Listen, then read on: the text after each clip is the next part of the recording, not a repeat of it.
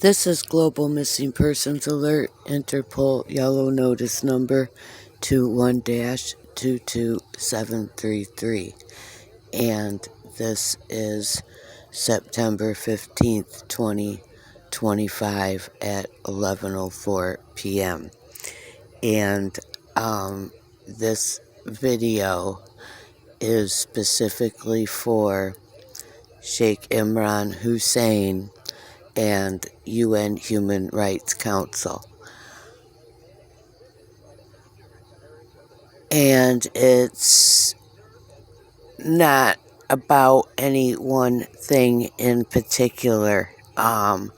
This is in response to what has been non-stop DARPA satellite electromagnetic warfare and terrorism and torture against me for what has been several days. And the cyber terrorism to my personal property and my device. They're like rats sitting there waiting for me to turn my phone on and to turn my my mobile data on, because I have to keep my mobile data off. I have to keep my phone powered off. Before I power my phone off, I have to go into my camera app and I have to deny all permissions. And I turned the mobile data off. I turned everything off, and I have to verify that it's off, because they will turn it back on before they completely are booted out of the connection. And so which just happened a little while ago, and I didn't realize my mobile data had been switched back on after I had thought I turned it off before I was able to actually power the phone off and shut them down. And so they were, and I did not have the permissions turned off on my camera. And so they went into my screenshots, and they've deleted I had 3,900 photos there, and now there's only 1,000 and something. And many of those photos are numerous copies of each other, because I have to hurry up, and we're like playing cat and mouse with what is my own personal property. Okay, see, I'm not okay with this. This is not acceptable to me. Okay, this is a violation of my privacy. This is a violation of my human rights. Okay, it's human trafficking is what it is. It's human trafficking, and it's desperation. It's desperation. It's fear, and it's paranoia. It's desperation to protect and to conceal their crimes of organized kidnapping, trafficking, murder, and terrorism. And it is how they keep the victim, the human trafficked hostage, which is me, isolated and cut off from the outside world. Okay, they're desperate. And to me, this feels like a really, really ignorant and immature annoyance, particularly being that, I know who some of these people are, the nameless, faceless, nameless nobodies behind the secret realms of DARPA and NASA satellite technology. Okay, Well, yes, they do have names and they do have faces, and I don't know who they all are, but many of them I do. And okay, they're people like this character, this Babylonian Carthum Aziz or whatever his name is. Okay, uh that I had to do the video about. That was, that's, yeah, it's him. It's this Devin Keimer. Okay, it's they're all contracted with the CIA, Macomb County Corporate Council, and KMG in this Patriot Act contract against me. Okay, they got, I don't know, I mean, how many thousand people they got in on a $30,000 contract? I mean, how many ways can you split 30,000 and it still be worth all of this? Okay, but apparently, it is because they're desperate. They're desperate to save themselves because they know the reality of this. They are here real time by satellite technology 24/7. And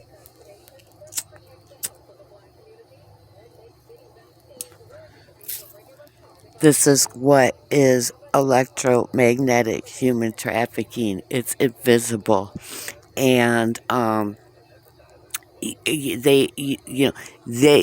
anywhere I go, they go, and they see and they hear everything I see and hear. And the case is no different for anybody who's listening to this, including those of you who know what I'm talking about, because you yourselves are what I call satellite terrorists. Okay, it's just, until I let everybody know about this. It was so highly secretive that the technology technically doesn't exist. So if that doesn't exist, there can be no laws against it. I mean, that's their ideology, and most people don't know it exists. And if some quack like me comes along and tries to tell them, well, they're not gonna believe that, because I am a conspiracy theorist and I'm a radical extremist. So they're not gonna believe what I say. They're all programmed. But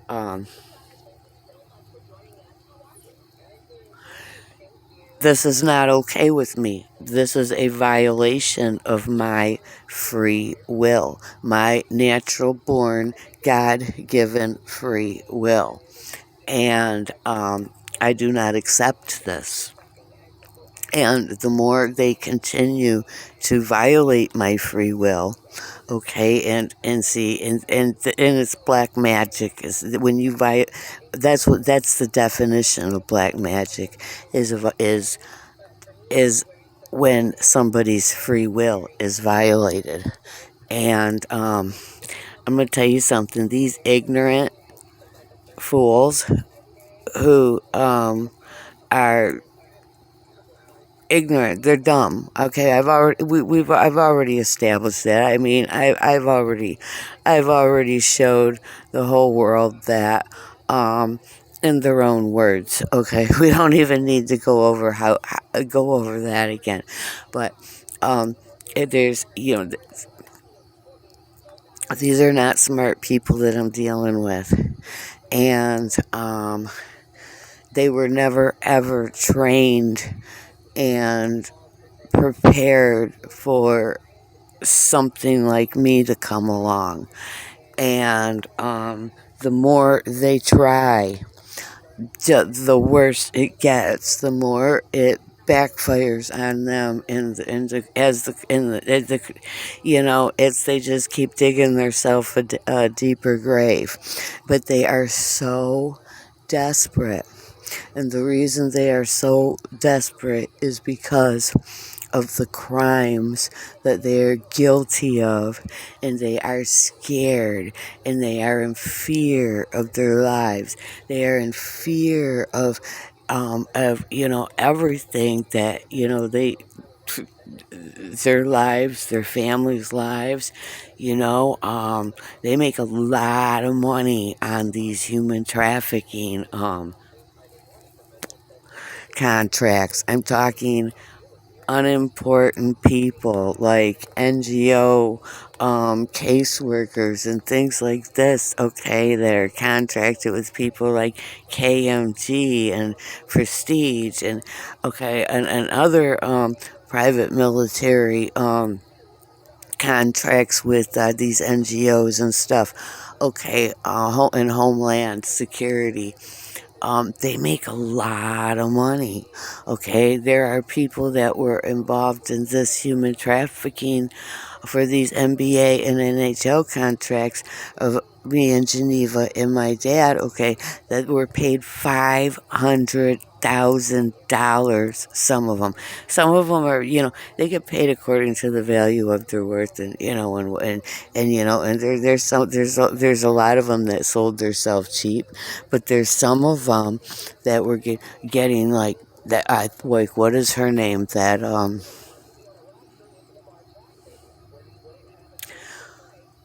oh man, that Sergeant Mansfield. I forget what police department she's from. I think Redford. That's a whole nother story. The Teresa Salvaggio and Cave Radio people, and all that. As a matter of fact, I got those text messages. I found them. That go back to 2018 between me and Teresa Salvaggio about this Jennifer Mansfield, Sergeant Jennifer Mansfield of the, I think it's the Redford Police Department. I'm not sure. I can't remember, but I have, so that's a whole nother story that I don't want to get into right now, but there's a lot I have not talked about yet, and the reason why is because I can't get ahead, because it's because every day I have to deal with the current crimes. Okay, I have to sit and I have to do this, and so it's there.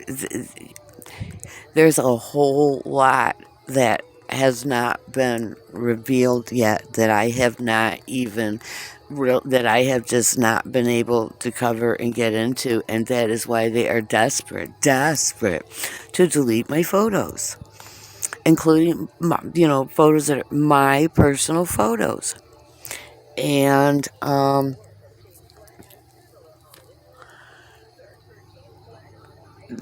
not willing to accept that.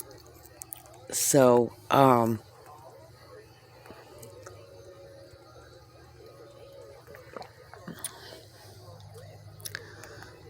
this video is pretty much just going to be about, well, I'll just start from the beginning. Okay, for those who don't really realize what this electromagnetic trafficking is, okay, it's invisible. It's completely invisible. Okay, and it's DARPA and NASA satellite, real-time satellite.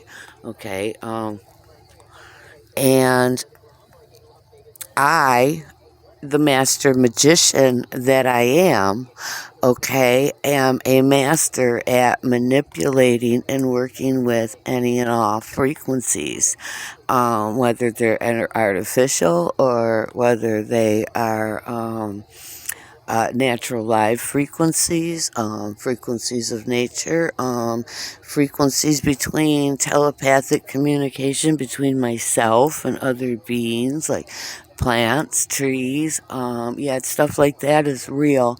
I know the Americans don't believe stuff like that. Okay, that's when you lose all credibility. But it's not. But that doesn't even matter. Okay, because I really could give a rat's ass what a people that I have no respect for think about me. Okay, so they are a Baal worshipping Jezebel heathen society. And what what they don't believe out of their own ignorance and arrogance is completely irrelevant, and doesn't change the truth. It just means they're too dumb to know that they're dumb, and they are too ignorant and arrogant to learn anything. And it means they're the fool. So while I make a fool out of myself every day of my life, and I'm completely well aware of the fact that that everywhere I go, as soon as I open my mouth, I make a fool out of myself. I'm completely well aware of it. Okay, I am the square peg that doesn't fit in the round hole. Okay, I'm the oddball. Okay, um, and I've always been, and I'm so thankful and I'm so grateful for that. That is by God's blessing that I am. Okay, that means I am not you people, and I am everything that you people are not, and you people are everything that I am not. And if I did fit in with you, if I wasn't the oddball that stands out, like I have three heads, because I'm just so completely weird and or uncivilized, or whatever people's opinion is of me, then that would mean that I'm like you people, and I'm not. And thanks God, I am so grateful for that. Um, so but the reality really is what the American people that I have to deal with and interact with. Now the people here by satellite, okay, these and see, here's the thing. See, me being the master magician that I am, with just the natural ability, the God-given gift of magic to manipulate and work with frequencies, I I am the brilliant mastermind behind actual interfacing communication done by signals and neurological movement. And the truth is, okay, and this is one of the things that might make my life more valuable to the international community than it is to myself, is I am the only person known at this time that can do it. And okay, and I can't tell anybody how to do it because it's not anything I do. Okay, it's natural to me, and I've been exposed. I've been trafficked ever since I was born. This technology is not new. The Nazis were using it then, and these are the Nazis. Okay, this is the Nazi Fourth Reich, and this is what they were using in the Third Reich. They were using this technology, and um,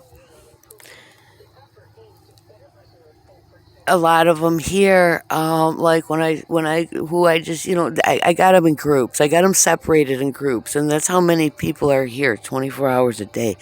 Okay, there's people from from UN here, who's part of my UN protection that I've had ever since I was born, because of the bloodline that I am born in, and because of my DNA, and the indigenous human that I am here on this earth.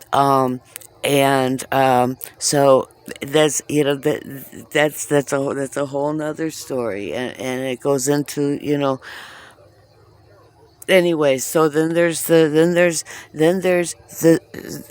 who I call Bert and them. Bert is my dad's friend, Eddie, aka Edgar. It goes all the way back to, I remember Eddie coming over. He was when I was 3 years old, and okay, these are the people who I used to call Eddie my third parent. okay, because they would talk to me and they would teach me things and things like this, and they and and these are like people that, these are people who I actually know, and so that's, and his name just it became Bert, um and which is a nickname. And so, the people that are with him, CIA, U.S. Navy intelligence, for the Vatican, okay, that's Bert and them. They're the human trafficking Satanists for the Vatican. And then there's the ones that broke off from them. And that's a whole nother side. And then there's there's Billy and Stan and them, who are working with the international courts and the UN, and the UN detail that's been here ever since I was born, monitoring and watching everything that's been done to me and my family. Okay, and these are not Americans. And they're not Europeans. Okay, and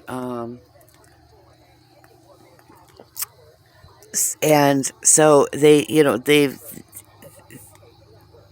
Let me think. I've lost my train of thought. So I have all these groups of people here, and then there's the terrorists of CIA, Macomb County Corporate Council, and KMG Prestige. Okay, well, we I when I do this neurological interfacing, okay, and with what's called artificial telepathy, okay, and then they talk to me by artificial telepathy, and then I get confirmation in terms of yes, no, or I don't know. Okay, and they send that vibration. See, I'm inside an invisible electromagnetic box. Okay, just like, for those of you who don't know this technology, if you think of, like, you've seen things of, like, the surveillance technology that they have, like, say, like, at a big box retail store like Walmart, and how they can see the person in real time, and then they can make a green, like, box around that person, like they're target zeroing in on that person because they're watching them or something. Or if you can, like if you've seen, like, what the internet looks like, if you can see it with the naked eye. Okay, well, that's what it is. Well, I'm, like, in an invisible electromagnetic box, and that box is used to as a weapon, as an electromagnetic weapon, microwave weapon, electromagnetic pulse weapon, and it's used to radiate me, which they've done numerous times in failed attempt to kill me, which there's videos of. And see, that's the difference between me and everybody else. I can interact with them. I know they're there. I can interact with them, and I talk to them the same way I'm talking to you now. I mean, it's like it's natural to me. It's not something I learned how to do. And it's just something that a form of communication that developed over time, and it actually started out with me using my crystals, and my crystals on a chain, or a string or something, and I would hold it up, so anything that like could conduct energy, that energy could interact with, and they would give me a sign yes, like yes, it would be a positive swing for yes, or a negative direction swing for no, or a solid standstill for no. And I had this form of communication. And then on September 12th, when I had to sacrifice my life, September 12th, 2018, sacrifice my life to save the life of 12 people, including myself, in a Hillary Clinton Pfizer pharmaceutical kidnapping, human trafficking operations for satanic sacrifices for the Alex and Avery and Ishmael NBA contracts and the Nicholas Nemeth NHL contracts. And I was running like for my life, and to save other people's life. And this I knew. And and there were people who were trying to kidnap me, FBI and whatever. I don't want to go into this story again. But as I'm running for my life, okay, they were trying to communicate with me, and at the same time, so were the human traffickers. Okay, and I know who a lot of them were, who were on the DARPA machine that day during the whole operation, and they were the ones that were running, and they were running all kinds of psychological warfare. They were trying to make me run out in the middle of traffic in Rochester Road and get hit by telling me, okay, cross this now. This one's gonna, and making me think, trying to make me think everybody's trying to kidnap me. Okay, and at the same time, um, I know there's people trying to kidnap me, okay, but I always keep things, mentally and psychologically balanced and realistic, okay? I know that there's people trying to kidnap me, just like there are now. But it's not everybody. Not everybody's trying to kidnap me. But that's what they want to make you think. And they want to make you feel unsafe and in fear of your life and paranoid. And I cannot tell you the reason why I am not. And I never have been. I was extremely paranoid for a very short period of time back in 2013, and I had reason to be paranoid. I mean, and that's a whole nother story I don't want to go into. And that's the time period that I discussed in the Truth Train guest appearance video for Cave Radio. That they tried, they did wipe from the internet, and they tried so hard to delete that link to that video that I have, that Elizabeth Victoria White was able to find. Yeah, so that's that's another thing that I want to talk about. I want to talk about what's happened to Elizabeth Victoria White. And to be honest, I don't know. I hope she's okay. I really do. And there's a whole lot of psychological warfare around that. So I don't know. Truth is, I don't know if she is okay or not. If she's physically okay, if she's psychologically okay. There's one group here who wants to convince me that she's been arrested by Interpol for Interpol, and I think Interpol and maybe the FBI, because of the those P. Diddy contracts and for that friend of hers that, what was her name? Eva Marie Hummenston, I guess it was. Um, so I don't know if that's true or not, and I don't believe that, to be honest with you. I don't believe it. And then there's another group that wants me to think that she's at her mom and dad's house. You know, there with her at her mom and dad's house, safe. Um, she's psychologically and emotionally not okay, but she's there, and I hope she is. And then there's another group that wants me to think that, and this is a new one, that she went back to Rich, and her and Rich just kind of picked up where they left off, like nothing ever happened, and I hope that's true too. But anyways, I don't know what's happened to her, but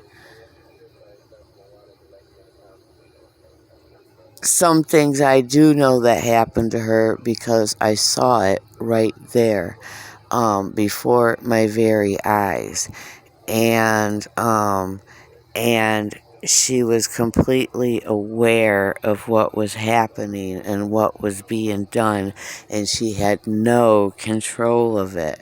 And she told me that. She told me it, like, as her, her spirit was bound inside and she had no control. She said, yes, I can feel myself doing that and things, but I can't. And so there's more to that I want to go into. So these are the things that they are extremely, extremely scared of, especially this thing about Victoria. Now, this was at Stuart Zuckrow's house, at 39401 Helena Avenue in Sterling Heights, Michigan, USA, and it was last summer, before August, and so. And she had said that she was standing in the living room area, just standing there, and she said there was like a shadow, that, and like a black cloud that was a shadow being, and she said when she opened her mouth to breathe, she said she just took it in. It just sucked itself right into her mouth and took over her. And she says, what could she do? And at that point, that doesn't even matter now. That's a whole nother thing. There comes a point in time when you have to just realize that, okay, these are one of these people that you can't help, okay? Because they're users, they're takers, they're the kind of people that will take anything that you're given, for whether they need it and want it or not, but just take it just because it's free, and then like hoard it. And she has in her defense, she has deep seated psychological and emotional issues, and and that goes back to from things that I'm told about, that her victimization, that go back to her childhood and stuff. She's a people pleaser, and it's not malicious. It's a result of being around narcissists your entire life, and always being nervous and being stressful and not having self-esteem, and feeling emotionally broken down, and where the narcissist needs you to be, and you have to, people please everybody, so, and which means you have to tell everybody something different according to what they want to hear. And the problem with that is it ends up playing people against each other, and it creates sometimes very, very serious problems between people that otherwise wouldn't have existed. And so this was, things like this were a big problem, and I was at this point, I was just kind of like, I've already taught you enough about this that you have the tools to figure it out yourself. And that's not what I said to her, um, but and she did. And she did, because I've taught her a lot of things. And then, when she was in New York, and for some reason, the people pleasing thing, she was like playing this role, like she was doing all these different things, and was like, I mean, like, just really going all out on things. Well, then when she got here, it turned out that these things weren't even true. So, but anyway, so she knows about it. She she's got to figure it out herself, and I don't know if she's done that or not, or if she's even alive, or if she's been kidnapped, or maybe she has been arrested, but that seems very unlikely to me. See, there's a group of people here who keep continuously trying to convince me that certain particular people have been arrested for their crimes, and they have not, and they're doing that because they're trying to, protect the person, I assume, and this is what I mean when I say their psychological warfare works against them. And, when I'm telling you this, okay, about this psychological warfare, and this information that they give me about anybody and everybody, and and it's not all psychological warfare. There's people here that are guiding me. There's people here that are guiding me, that are protecting me, and that are walking me through things that I otherwise wouldn't even know I'm walking through. Like on September 12th, 2018. Okay, and so I had all this confusion going on, and I had all this psychological warfare, and I had demonic warfare. Okay, lots of demonic warfare. Okay, this whole thing wasn't entirely human, and this ties into this thing with Victoria, and what happened in Stewart's backyard, and what Jane Gall saw in her backyard, and then, okay, so now I'm skipping around, but okay, these are the things that the United States State Department, who trafficked and outsourced me here to the United States of America for corporate espionage against Americans in violation of an international Vatican secret spy agreement between Germany, Israel, USA, State Department, and CIA. Okay, so they trafficked and they outsourced me here for corporate espionage against Americans. And, okay, my entire life has been, okay, but the last at least 39, let me see, okay, I will be 56. Okay, the last 39 years of my life have been like surviving like serious assassination attempts and things. Like people really, really trying to kill me, like important people trying to kill me in retaliation for things that I didn't even have any idea that I was being used as a spy to spy on people and set people up. Okay, and and like that video I made the other night about the bus, the Macomb County Smart Party Bus. Okay, and how I was traumatized, and I said I have trauma to moving things. Well, let me tell you something. I've had to jump out of moving vans going 75 miles an hour down I-75 heading north. I had to jump for my life. Okay, on September 22nd, 1994, on my 24th birthday, okay, I was drugged by a vehicle jumping to save my own life.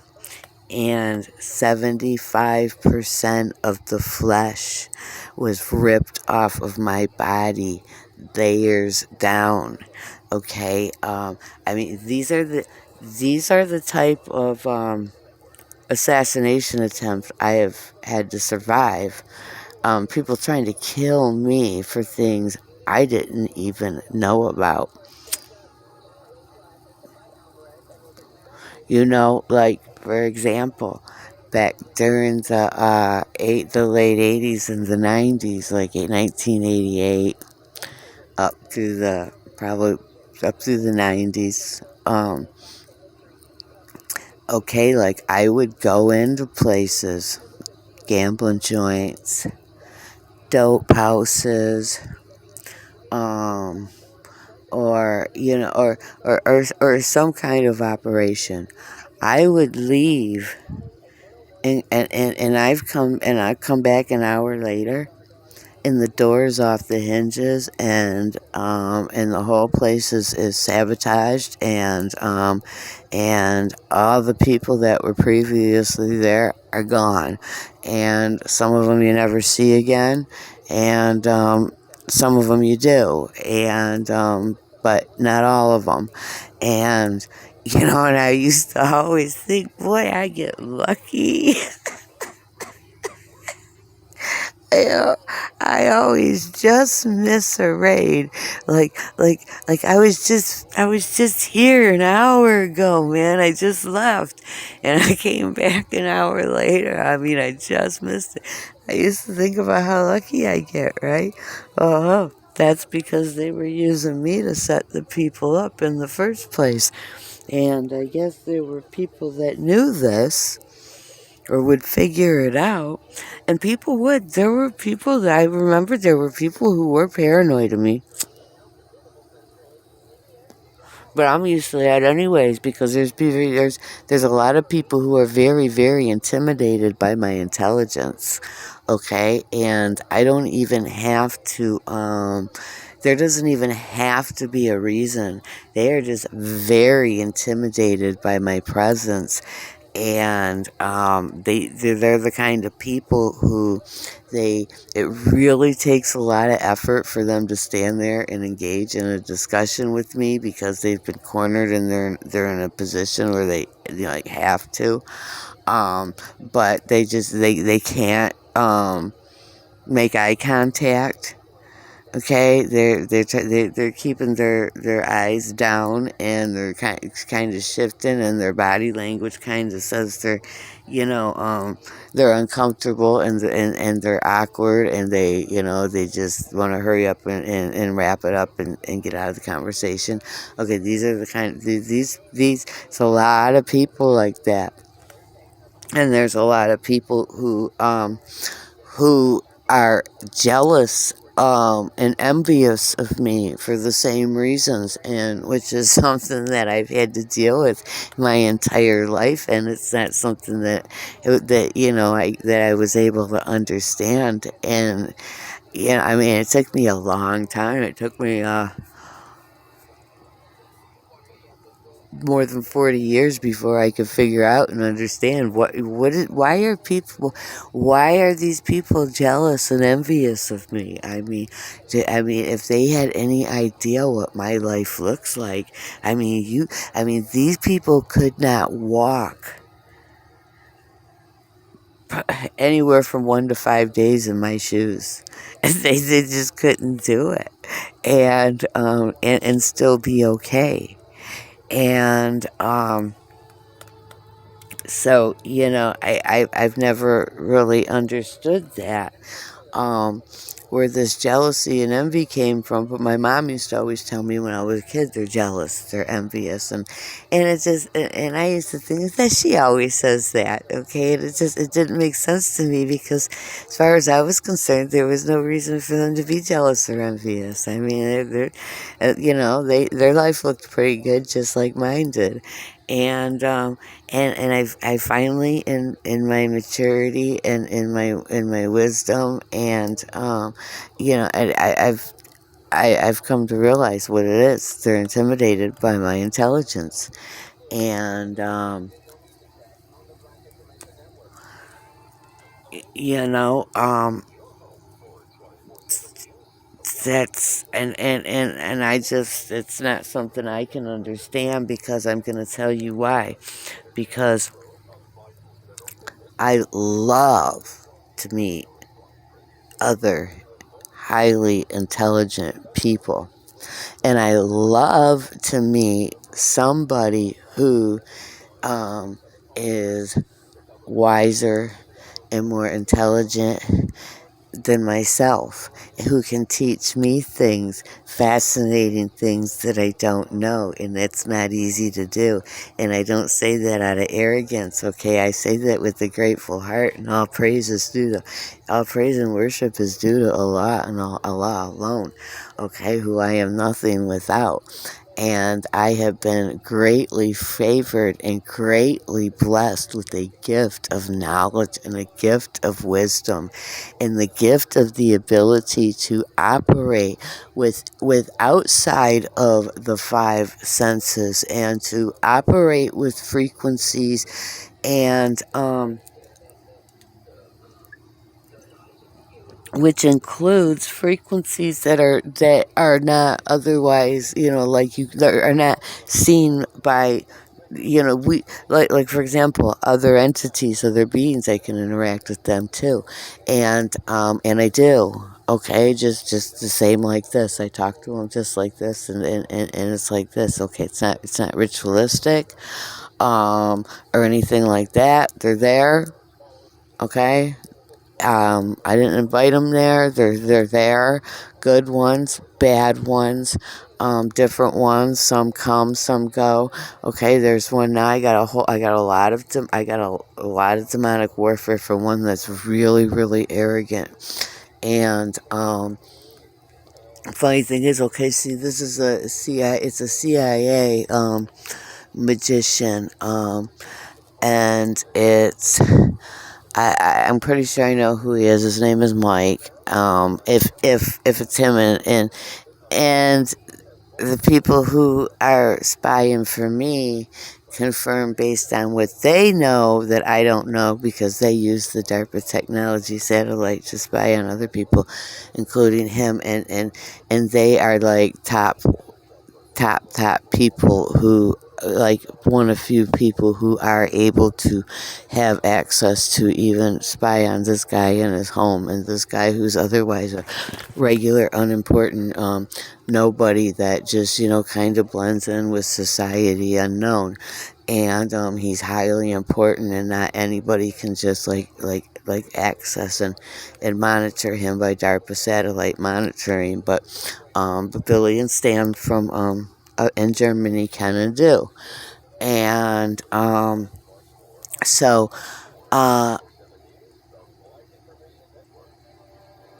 there is a black spot that was not there and then is, and it looks like when they send a black magician, like when you're not there, when nobody's around, like they send in, this is what the CIA does, they send in a black magician, um, who can um, who can make a portal for theirself, and and then that black magician is somebody like who I think is this guy Mike, who actually leaves his human body like in bed sleeping at night, and then like comes where I'm at and blinks my lights, and and uh tried to spark some wires and start a fire. Okay, and I've had that happen by demonic warfare before.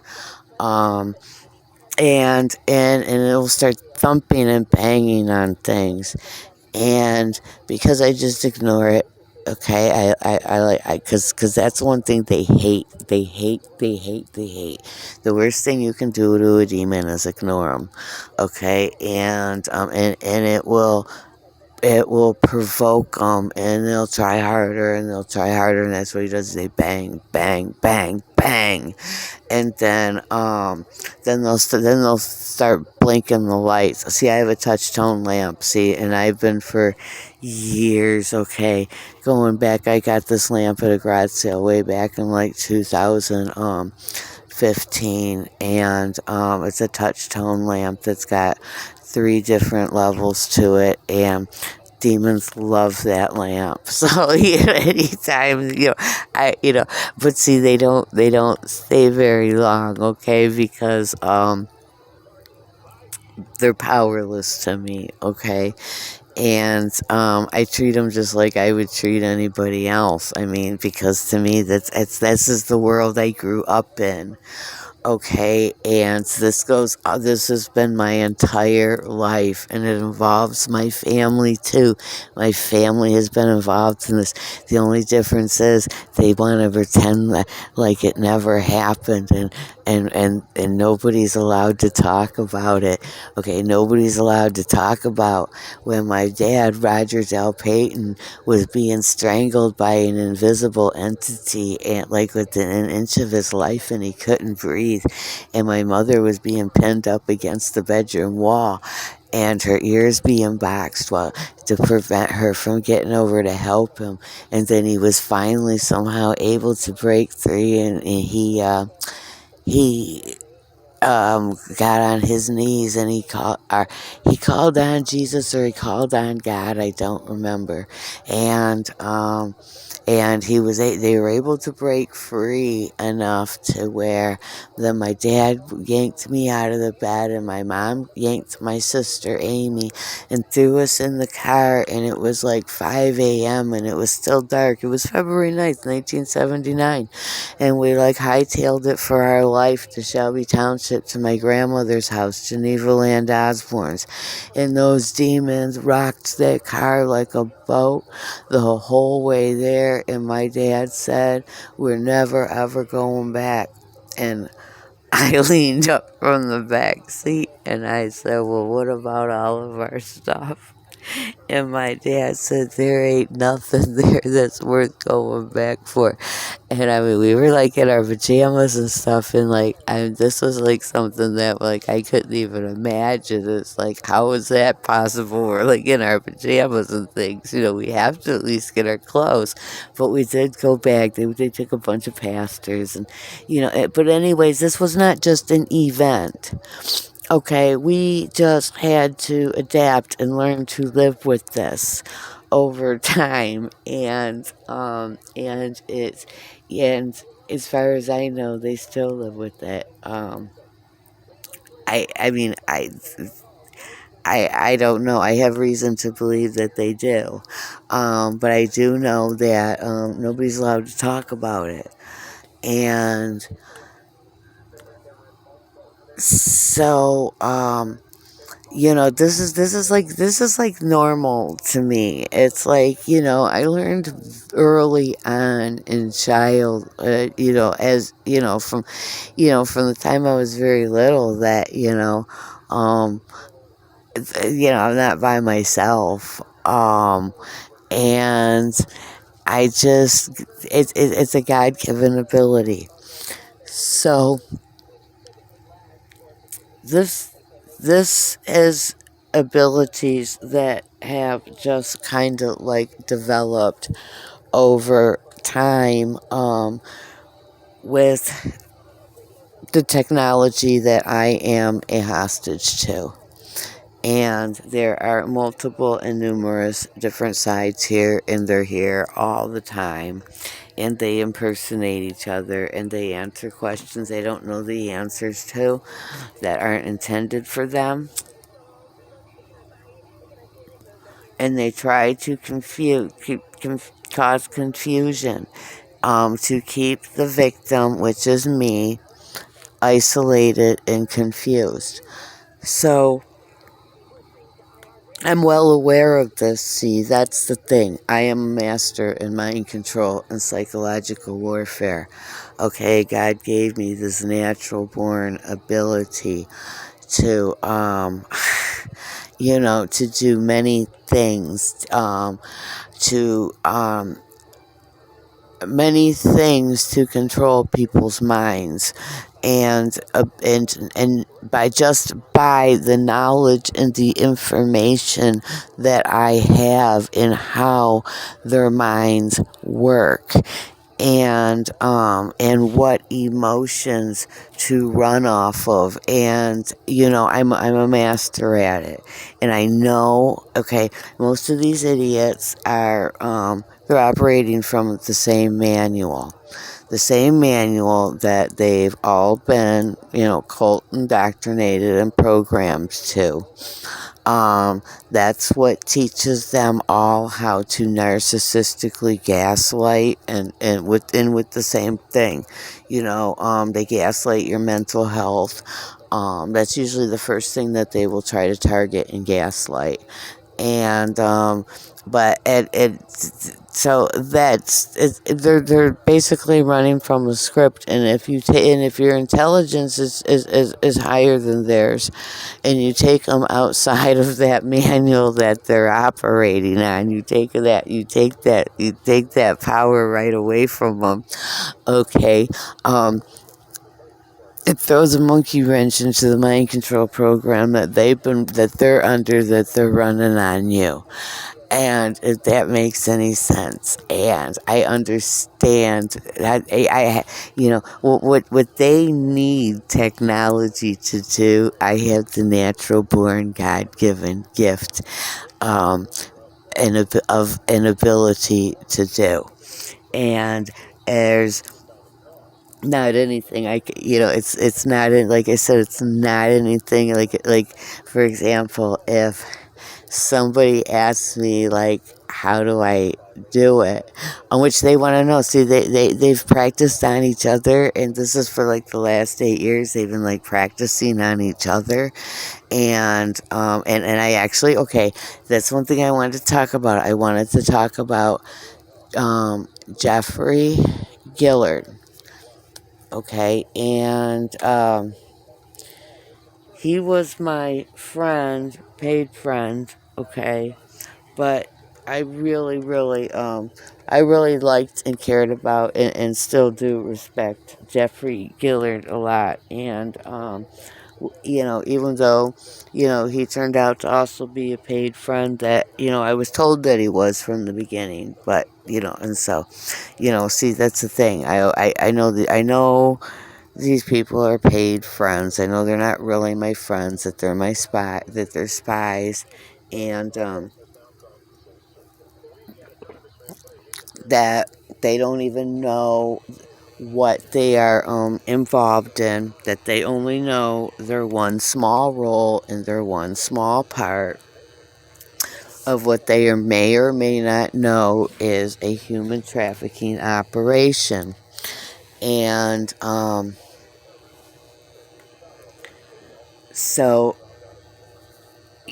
that's, and then sometimes they do know. And so I guess Jeffrey was the black magician that they had hired. which I don't know if this is true or not. This may be psychological warfare. Okay, now Jeffrey is a magician, and I have so much respect for him, and I felt really really privileged and really really honored to have met him, and whether he was a spy sent to spy on me or not. And they told me that when I met him in November at the turkey place on Livernois at the Everything Turkey restaurant. And I told, and he introduced, we were both waiting for our order, and he says, oh, he introduced himself, and he told me he's a shaman, and I told him, I know you're a shaman, I can tell, and I said, and I have something for you if you're interested, and I did. I had a very interesting book on Mongolian shamanism, and that went into different rituals and knowledge and history into it and things like that. If I it's not my top priority, right? The book was, I had it because it's a very very interesting book with a very very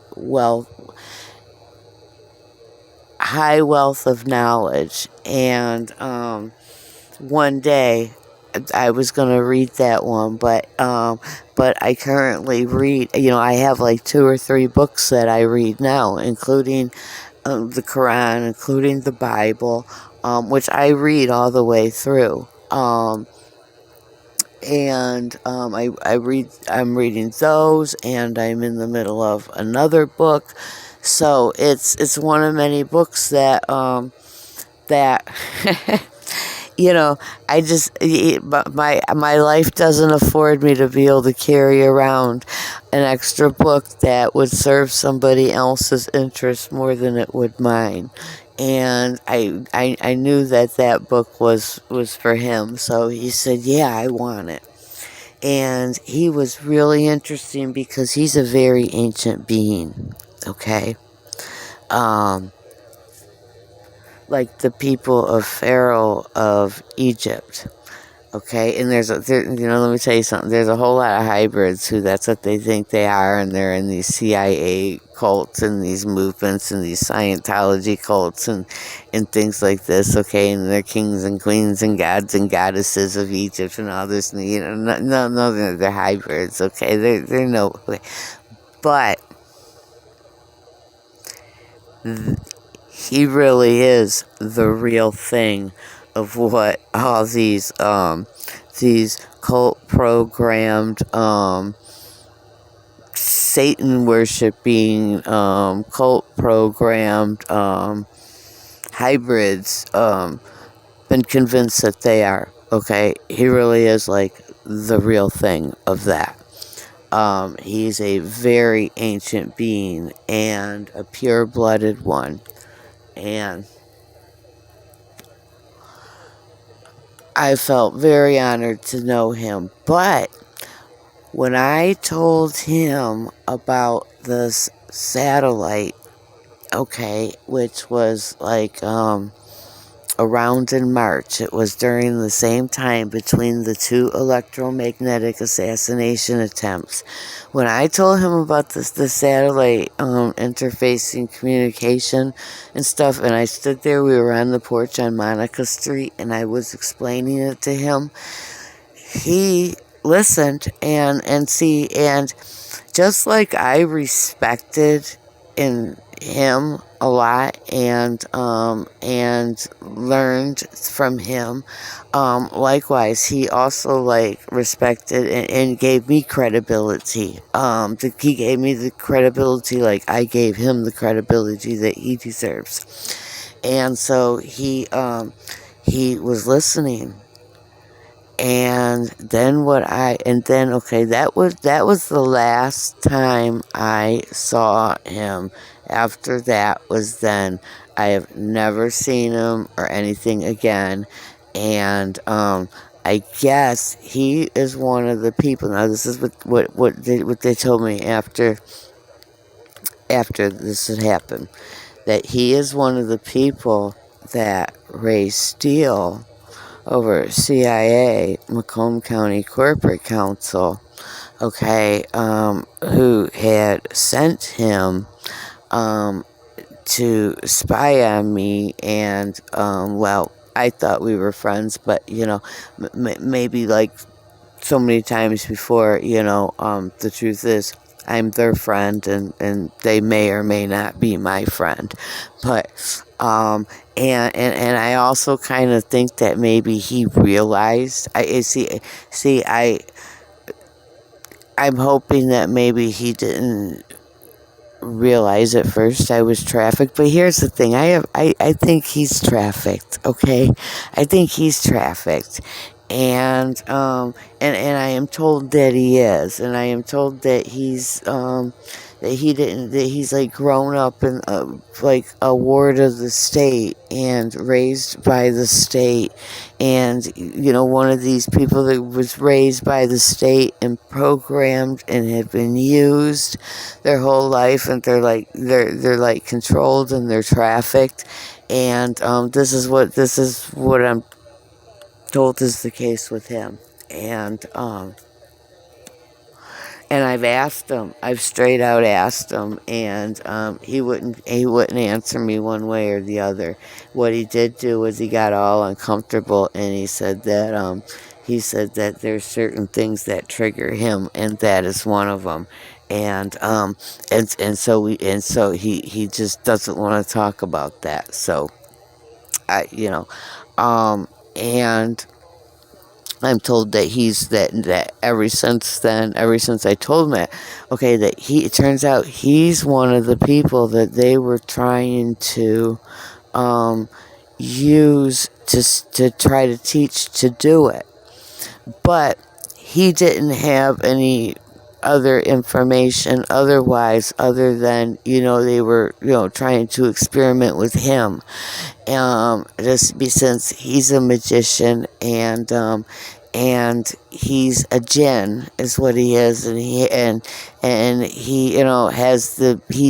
he works with frequencies and things like that, and understands things that he can't see. So and interacting with other realms, they tried it with him. They tried to see if they could get him to learn how to do it, from what I understand. I mean, it may be psychological warfare. Let's see, that's what I have to live. That's another point I'm trying to demonstrate here in this video. That is how I have to continuously live every day of my life, because I am not mentally ill. Okay, I am not paranoid. I am not delusional.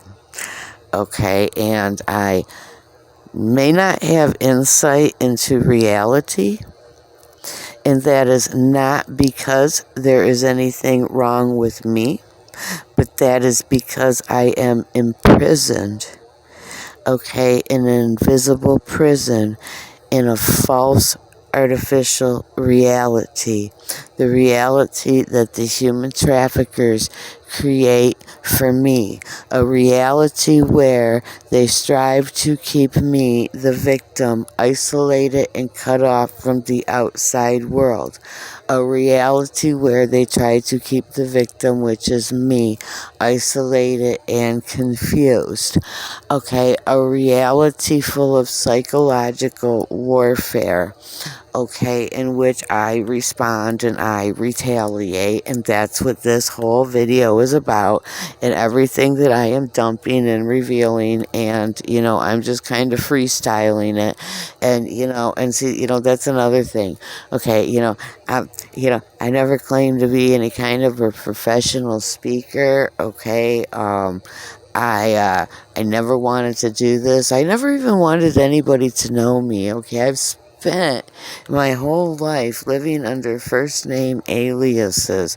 Okay, and I wasn't trying to hide myself. I mean, I would tell people, who my real name really is, but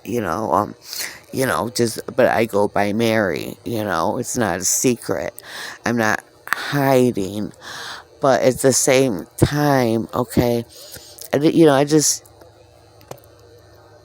for one, um, I just, like there's been times like through my adult life I've ran into a few times I've ran into like some of these Clintondale people who all of a sudden they'll go, "Hey, aren't you Lisa Payton?" And I'm just like, "Oh, fuck, man, this is one of those fucking dirt balls from Clintondale." And there's times when I'm like, a couple times I didn't even remember them, or I remembered the name. Oh, I know. Well, anyways, yeah. Okay. Well, his name was Ron Uplegger. Okay, and I specifically remember who he was and knowing who he was in school at Clintondale because he was popular.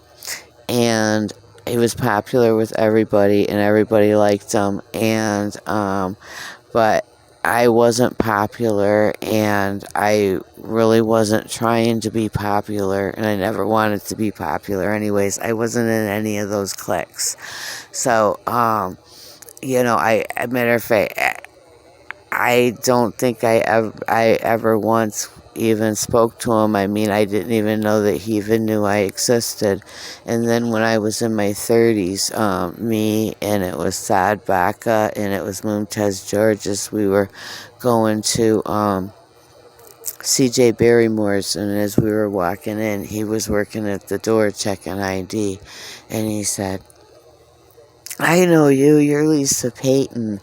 He's like, "Remember me? I'm Ron Uplegger." And I'm like, I remember the name and who you were then, but no, I otherwise don't know. And he's like, "Don't you remember we used to know each other?" And I'm like, "No, not really." It's I just wanted to live my own private, personal life, separate from this wicked, disgusting society. And I kept my circle very small and very selective. And, there are some things that were just absolutely unacceptable that I would not tolerate in my life. And I did not just accept everybody into my life. And, at one time, my circle was Bruce Daw, Carol Wallbridge, Ahmed Ishmael, and my daughter Geneva Payton. And, that was it. I didn't want or need any other friends, just like now. Now I don't have any friends. I don't want or need any friends. They send paid friends, and I use them up and I pay them for whatever help I need, see, that's the thing. See, I'm not a taker. And I'm not a user. Okay, and and I'm poor. I'm very poor. I have absolutely nothing except Social Security SSI, which is like what, $956 a month, because I pay $10 a month on an overpayment that's not my fault. It's Social Security's fault. And I told them that this was going to happen back in 2015, in July 25th, 2015, when she told me that my job at Ollie's would not affect my Social Security. And I told her, yes, it will. And I had to explain to her job, which I knew better than she did, and I told her this was going to happen. And it did. Okay?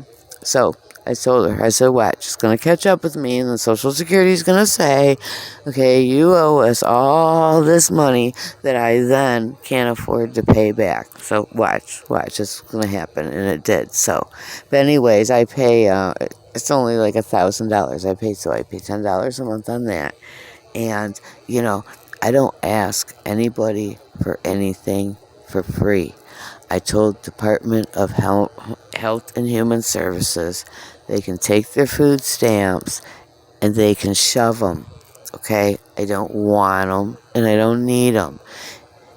However, if I ever do decide at some point in my life that yes, I do want and need them, and it is worth it for me to go down there and fill out the whole book of information that they already have all over again, then I will do that.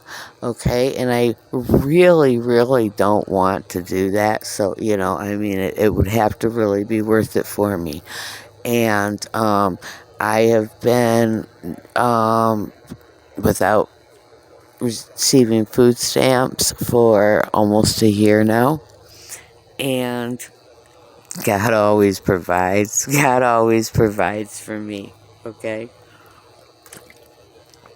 So, it's just, it's if I've been able to do it all of these months, okay, there's no reason why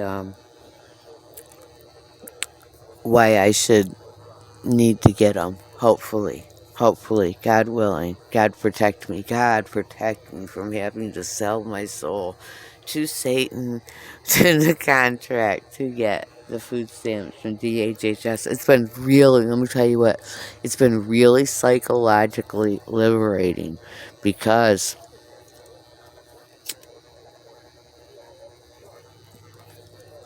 I can't even explain it. It's one of those things that are just, there's really no explanation, no words for it. But it's been psychologically liberating, because there's a spirit attached to everything.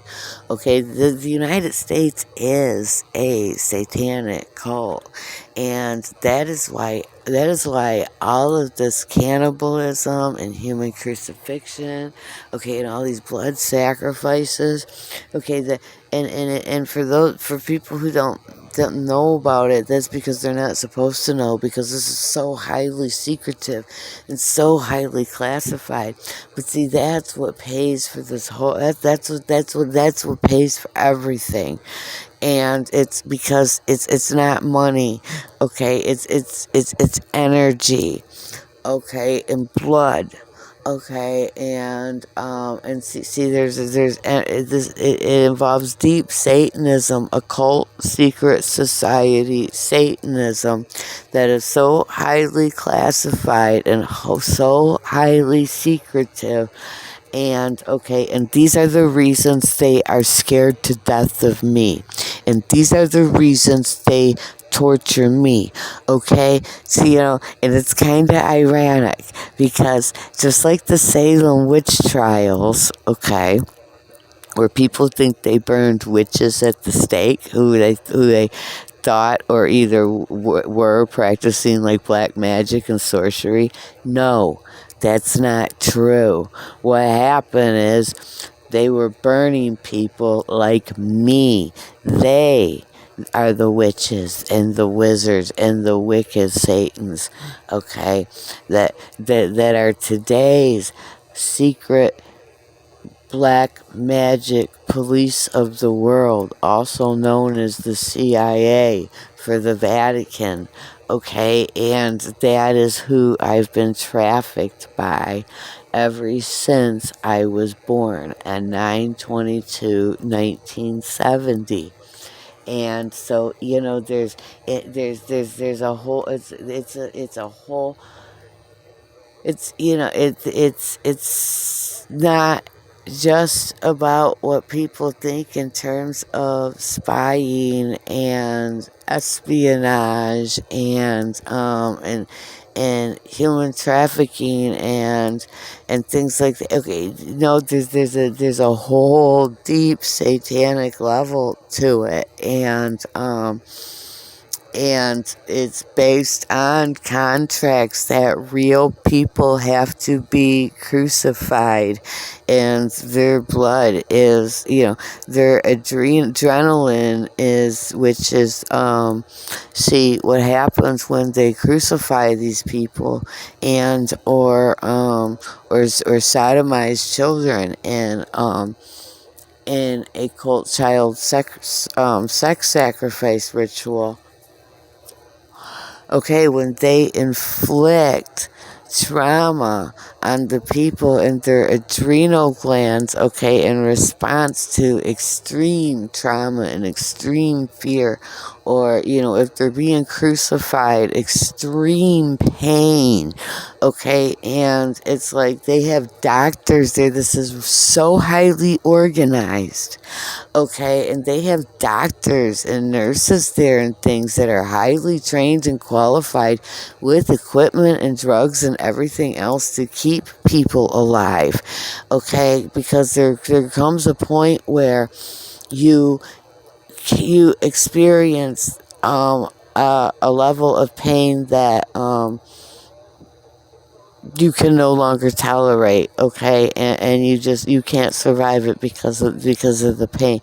Okay, they have doctors and nurses and health professionals right there on site and stuff with drugs and everything to keep the people alive as long as they can, hanging on the brink, so they can collect as much adrenaline from this person's trauma and pain in their blood as they collect the blood, and it is highly valuable. And they say drinking it, okay, they say it is better than cocaine, okay, and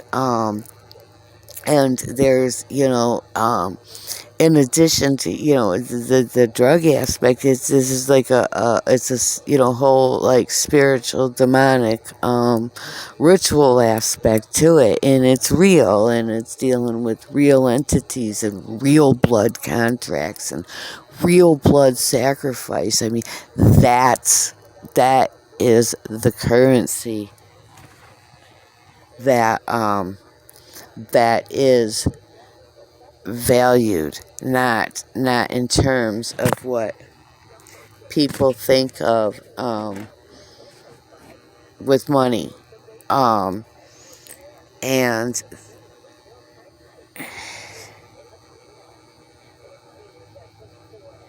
I've lost my train. So anyways, that's the level of this, of what I'm trafficked in, and the realm of things that I've grown up in, and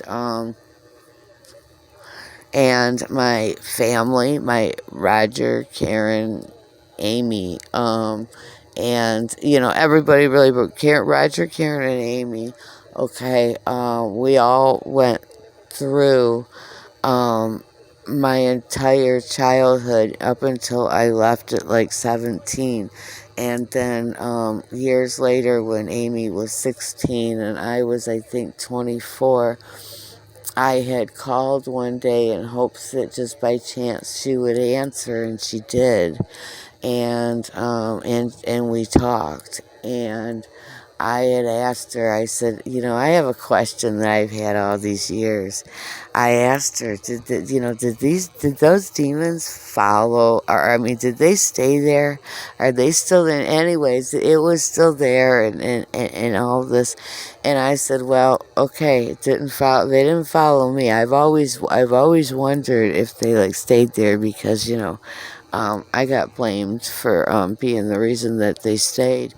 And then when I was estranged from Karen and Roger for years, and then after years of being estranged, I come to find out, I brought it up one time. I mean, we used to talk about it like it was normal, common, everyday, like knowledge. I mean, it was like, it wasn't a secret. And as a matter of fact, my dad used to get up at church after he got saved, and he used to get up at church behind the pulpit, particularly at Warren Missionary Baptist Church. I remember for sure he got up behind the pulpit and gave his testimony and told the whole story. And I used to hear him telling his friends from church the whole story and talking about it. And then after I was estranged from them for a few years, and I went back and I said something and I mentioned it, everybody got weird. And Karen let me know real quick that I don't talk about that. And it became one of those things we're not allowed to talk about, and so I guess they have just learned how to just pretend it's not there and just and just live around it the best that they can, and so that's the difference, and they know it's there. So, anyways, I lost my train of thought where I was going with this. But the point is, my family has been a victim of this ever since I can remember, ever since I was a kid, and thinking back, see, as a kid, I didn't know this wasn't normal. I knew it before Karen and Roger did. Years before they did. I just didn't know I knew anything that they didn't know. I mean, I just thought it was, it was normal. I thought all these, different beings and, and characters and personalities, and things like that. I just, I just thought this is, first of all, I did not know. I was so young, I did not even know how to verbally tell anybody what I just assumed everybody knew. Like, for one, here's an example. The extremely loud white noise frequencies that I have heard my entire life. And there's only been twice in my life for a couple days, and it's a few days at a time, that I didn't hear it. Okay, and which completely changes the whole world that you are in, that you exist in. And there's no feeling like it, and I didn't know that until in August or September, early September 2018, about 10 days, maybe 5 days before that whole Hillary Clinton Pfizer pharmaceutical operation. Okay, and all of a sudden, those frequencies were turned off, and the electromagnetic box that I'm in was gone. And I'm going to tell you what it felt like. All of a sudden, it was quiet. It was so quiet. I couldn't believe it was so quiet, and there was no noise, and noise that I didn't even know existed before, and I thought was silence. And I remember growing up as a kid, and I remember particularly at my grandma Osborne's house, laying in the bed, and it would be so dark, pitch dark in there, and it would be so silent, and those white noise frequencies would be sizzling so loud. Okay, and I assumed that that's the sound of silence, and I did want to confirm that. And I wanted to ask, my parents or somebody or other people if they hear it too, and confirm that if that's the sound of silence or not. But I didn't even know how to verbally express it to ask anybody. So, and then it was all of that just stopped for that 5 days, and I'll tell you what else I felt. Okay, and the air, the energy in the air around me felt so light and carefree, and I felt okay, you know how when you're looking through a dirty window, and in your car, when your windshield's really dirty, and then you go through the car wash, and when you come out and your windshield's all clear and shiny. Okay, that is how things looked to me.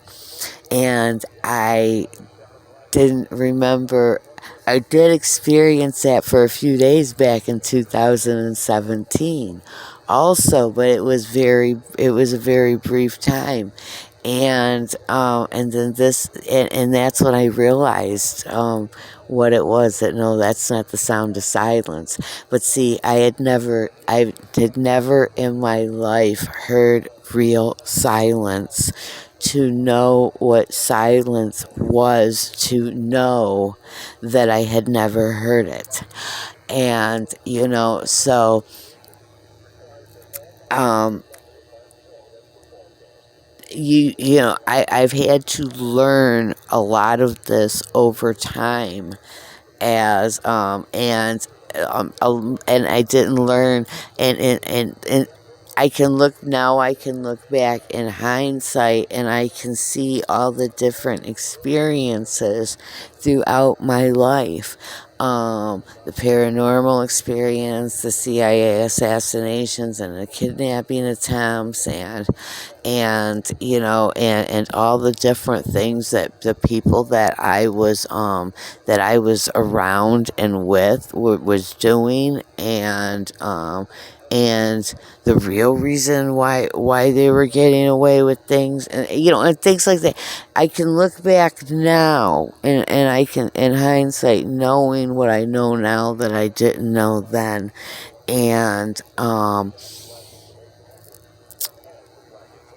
that's it's taken me almost a lifetime to make sense of a lot of it, because and it like I tell the story in the Truth Train video, when they tried to assassinate me. That was with a weaponized parasite, and with viruses. And see, my body rejects foreign DNA. The foreign DNA of the pathogens, okay, do not merge with my DNA. Is what happens is my immune system reacts to them as the foreign invader that they are, and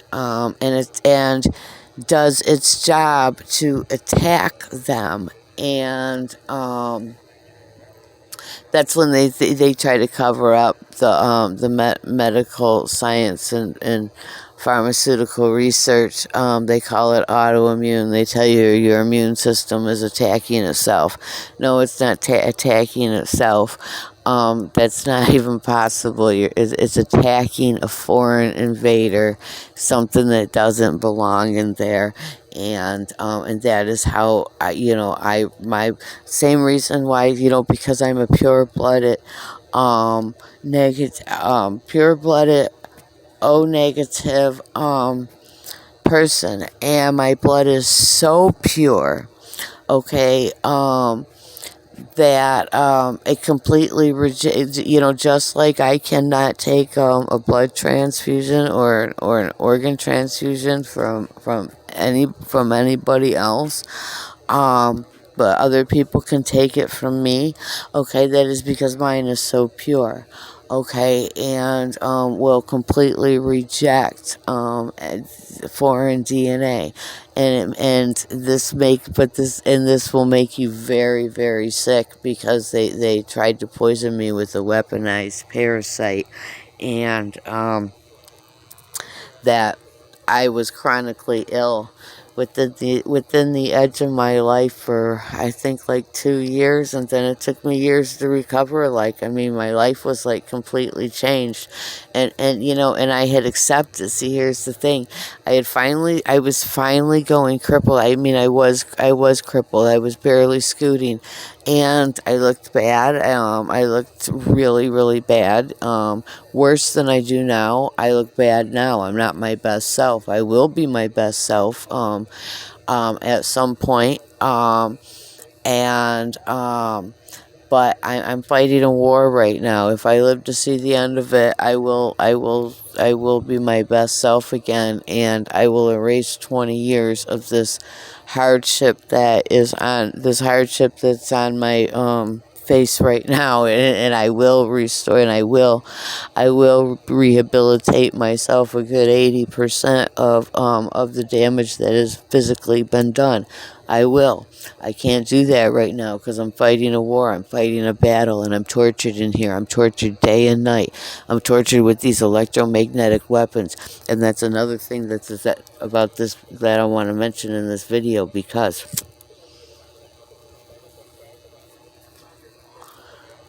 these crimes of terrorism are happening all day, every day. And let me tell you what they do. They hate when, okay, I do certain religious rituals, which I do numerous times, several times throughout the day, constantly. Astaghfir Allahs and Tasbih Fatima, with my fingers, and they target my hands. Okay, as soon as I try to pray, or when I lay here, see, you have to remember, this is brain reading technology. They're always here at all times, okay? Just like, they can read any of your thoughts. I exposed this highly classified, top secret information that nobody was supposed to know. That, they read your thoughts, and your thoughts translate across the DARPA monitor in text format, and they also translate in an AI voice that mimics your own. And and I talk to God all the time, because and see, that is the only friend I have, and it's not a belief, it's a knowing, okay? And it's personal, and it's intimate, and it's real, and God is always with me, and I am always favored, and I am always blessed. And I am so blessed, and I am so favored, okay, that I want to always make sure I do not become arrogant of it, and I want to make sure to keep my heart purified and give the glory to Allah, so I can continue to have those blessings and those favors.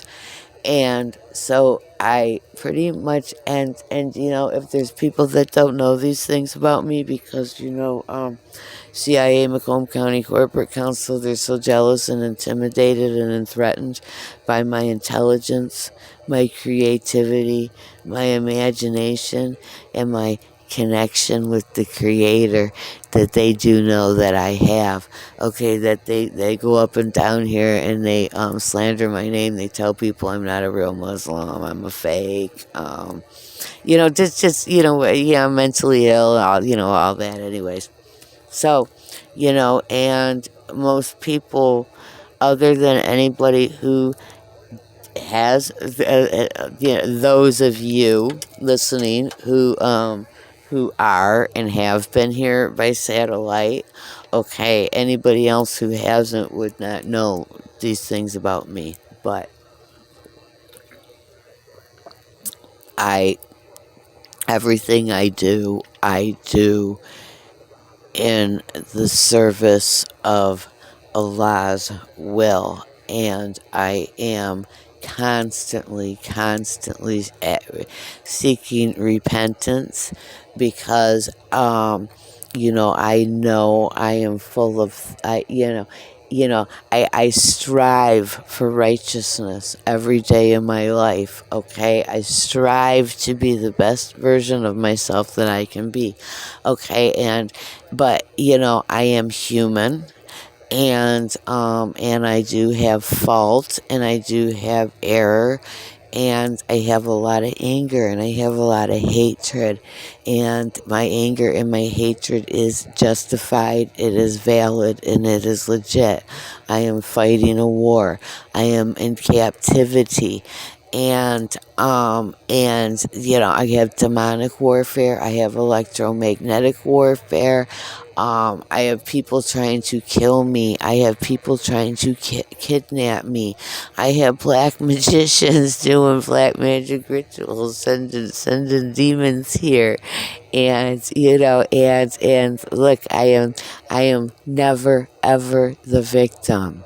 Even when I am the victim, I am never the victim, because I am always the victor.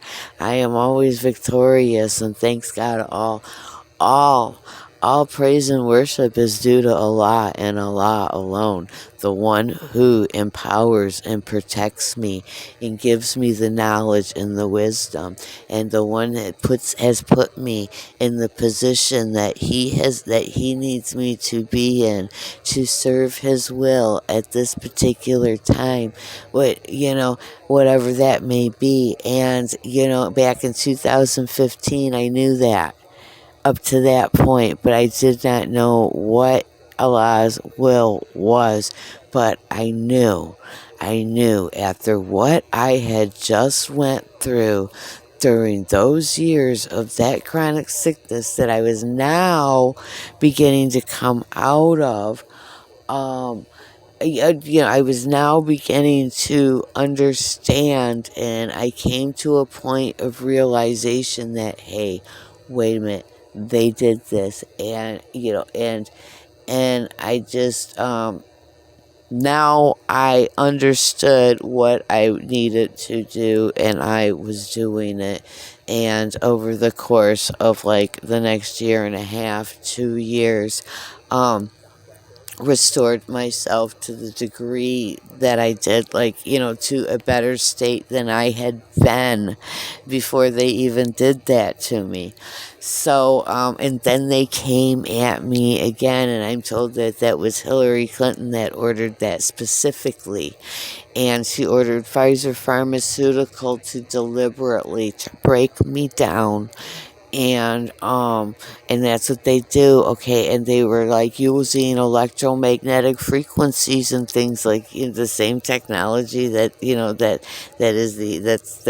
powers and runs the internet, and I mean, it's radiation and stuff, and you won't even know it. And they were just, I was like down to like 100, and like I think I was down to like 100 pounds at one point in 2018, and it was sickly, and I was worried about it, and I was concerned about it because I could see it, and all my clothes were way too big. However, the problem was, I didn't feel sick. Okay, I had so much energy, I was full of so much life. Okay, and in spite of everything that was being done to me, and it's just as much as they tried to break me down and weaken me, I wasn't feeling it. I didn't feel sick at all. And see, that's what they do. It's called health alteration. Okay, it's called neutralization by health alteration. It's under I think it's Title 51, signed by the United States President, and in this case, signed by Barack Obama. And that is when, okay, then they try to assassinate you by slow kill with the electromagnetic frequencies, right? So, for everybody who's been vaccinated, and not only that, but you've slept with, or you've lived with, or you've ate with people who have have these monkey diseases and these pathogens dormant in their organs, and dormant in their liver and in their spleen, just waiting for an opportunity to emerge. Like, for example, mono. Okay, one of the first stages of herpes 4, Epstein-Barr, which over 95% or 96% of the United States has. That's what long COVID is. and it is herpes of the neurological system, and it attacks the neurological system in the brain, and it makes you very, very sick, and it's in stages, okay, because it's AIDS. It's on HIV AIDS. It's, I think it's like a part of SIV, simian monkey diseases, herpetic retroviruses, okay, and they're passed on through childbirth and everything else. And so, if you've been vaccinated and you haven't purified, really purified yourself, okay, or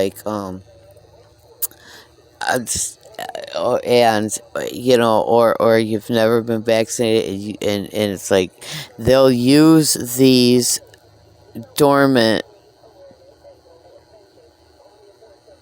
They use the satellite technology, the electromagnetic weapons, the radiation, okay, the same radiation and the same frequencies that that emit from your cell phones and emit from your computers. And so they will use those to target those organs, to activate those pathogens. And then that is when the pathogens wake up and they start consuming on whatever garbage they can feed on inside your body, and including your heavy metal neurotoxins, and the things and the things that you take in, okay, determines whether you either feed them or you starve them, and that's when they become cancer, and that's what the vaccines are for. That's how they weaponize cancer and autoimmune disease.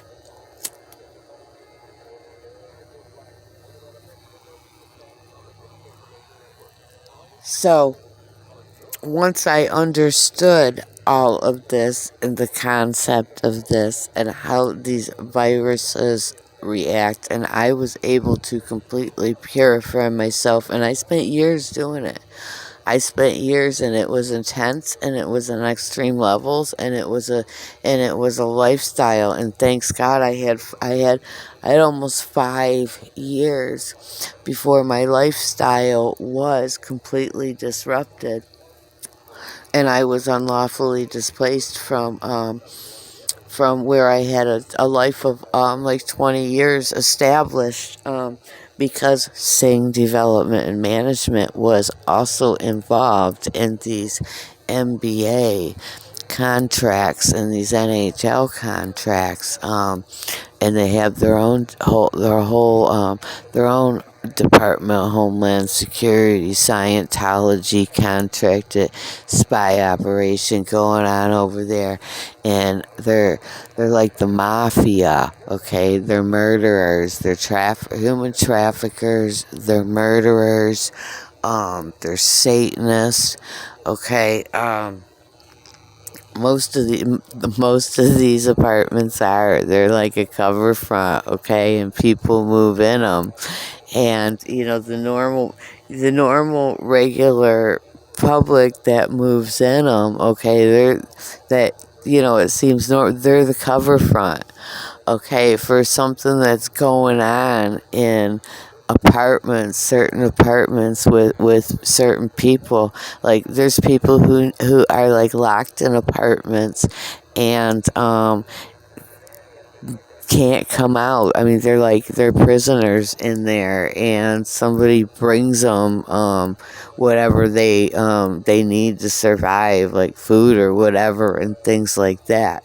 And a lot of times there are certain political prisoners who have been convicted, and that's how they keep them and things like that. And it is so highly secretive that, normal life, normal society just goes on right there all around them. And nobody ever even knows it. It's like this, it's kind of like this electromagnetic human trafficking that nobody seems to care about. Um, I don't know. This is just a wicked society. What I have learned is I was more separated and isolated from society um, than I originally thought that I was. And, I just kind of assumed that things like kidnapping and human trafficking and murder and terrorism, that these are really serious things, that these are a really big deal. And I was really, really shocked and surprised to find out at from beginning around 2013, the first time I called the FBI and tried to report crimes of what I thought could be terrorism. They were certainly okay. Well, what it was Department of Defense. It was the Sammy Balach operation. Um,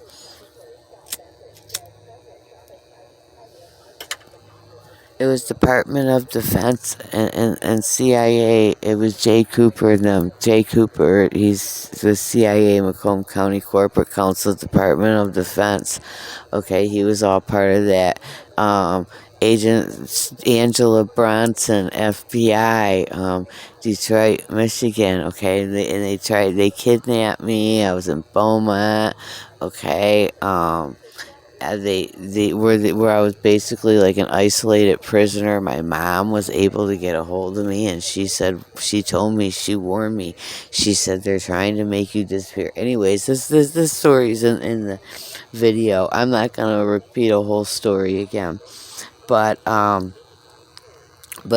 yeah, that's what happens when you do the right thing in America. Anyways, I was really shocked, and I wasn't reporting it because I really cared if the people were committing a crime or not, and wanted me to submit false Pakistani and Iranian documentation to the United States. What do they call it? Department of Homeland Security for purposes of illegal immigration under fraudulent terms, so they could establish an Islamic foundation and distribute free Qurans.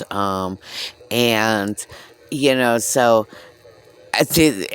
I really could have cared less if they were terrorists, and I really could have cared less if they were the Taliban or Al Qaeda, and I really could have cared less if they found some other sucker willing to do it, and they made it. Good for them. But the problem is, I had contact with these people, and I didn't know who they were or who they weren't. And so I called the FBI, and I reported it basically to exempt myself of a crime before one happened. And they were the criminals, and they literally they attacked me instantly. All my devices were attacked. My home was entered without being broken into. And Geneva was 16 years old, and she was taking all the remote controls in the house apart, and she was searching them for bugs and stuff, and she wanted to take everything into. She's like, Mom, they got a spy shop down in downtown Rochester. She's like, we should get up in the morning and take all of this stuff down there and have them scan it for bugs. And I was like, yeah, we should. Well, anyways, we never did. Okay, but anyways, what we did was we wrapped them up in towels, took the batteries out and shit, wrapped them up in towels, and threw them away in the back of a closet and stuff, and or in drawers or things. And so, Geneva is very, very highly intelligent, way above her years, and not just intellect, but in maturity. Also, she's very, very intellectually mature, and she is very, very aware of things, and she told me, and I believe this was in 2015, and she was at my apartment, and she said to me, she said, "You know what?" She said, "I am so grateful that I was brought up and raised the way I was." She says, and knowing about vaccines and knowing about GMOs and things like that. She said, "Do you know the kids at school?" She goes, "Do you know they're all stupid?"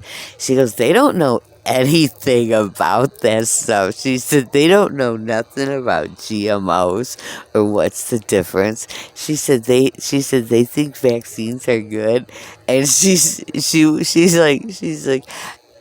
like, "I can't believe it." She says, like, "They don't know anything." She's like, "And I'm just so glad that I was not raised like them." And thanks God.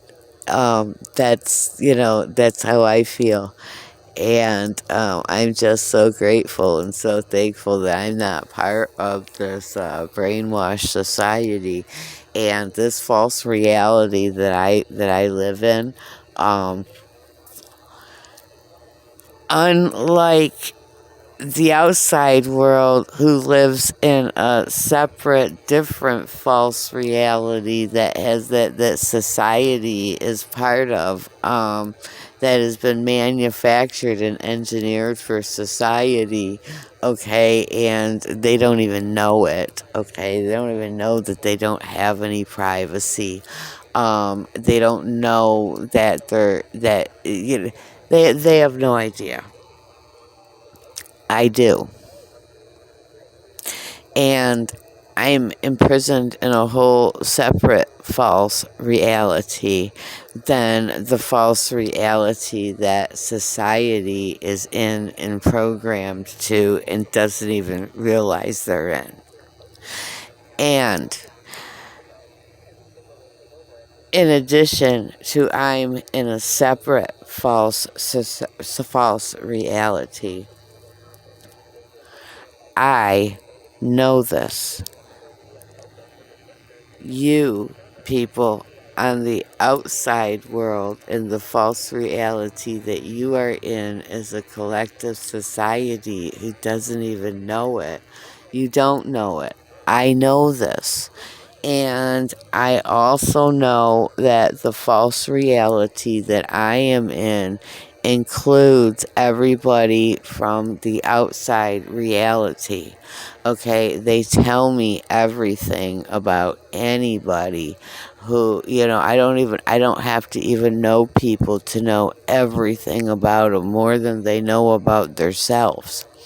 Okay, however, I don't always know if it's true or if it's not. Now there are things that I do know that do confirm what things that I know are true, and or I end up in being able to investigate and confirm for myself that yes, it is true. So there are things that I can confirm and or I know are true. Okay, but at the same time, there's a whole lot of things that aren't true. There's a whole lot of psychological warfare and a whole lot of mind control. Okay, and see, let me tell you something about psychological warfare. Okay, the same like demonic warfare. Okay, they have to, to control you. Okay, and to get your trust. Okay, they do have to give you true information. They do have to, because see, I cut them off before. I cut them off at my natural born God given free will, and they couldn't believe it. Okay, because like nobody controls my mind. Okay, nobody. I am in complete control of my mind, and I am in complete control of my natural born God given free will, and that is the problem that I have. That is the first and foremost problem that I have here with everything, with this cyber terrorism against my devices, with this deleting my photos and stealing my personal things, okay, and accessing my settings and turning on my internet. And while they sit here and they target and they try to damage my brain, they target my ears. They're targeting the blood vessels in the side of my neck.